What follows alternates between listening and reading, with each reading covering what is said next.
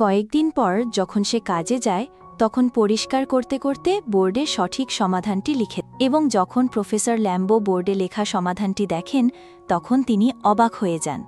তিনি বিশ্বাস করতে পারেন না যে তার কোনো ছাত্র এত কঠিন প্রশ্ন এত তাড়াতাড়ি সমাধান করে ফেলেছে। তিনি অস্থির হয়ে জানতে চান যে এই জিনিয়াসটি কে।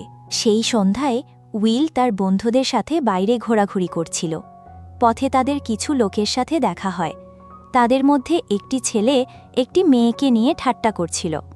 উইল ছেলেটিকে চিনতে পারে। এই সেই লোক যে ছেলেবেলায় তাকে খুব বিরক্ত করত। রাগে উইল তার বন্ধুকে গাড়ি থামাতে বলে এবং কিছু না ভেবেই সোজা তার উপর হামলা করে। উইল তাকে ঘুষি মারে এবং দেখতে দেখতে দুই দলের মধ্যে মারামারি শুরু হয়ে যায়। কিছুক্ষণ পর পুলিশ সেখানে পৌঁছে যায়।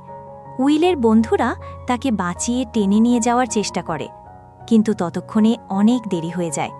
পুলিশ উইলকে গ্রেপ্তার করে।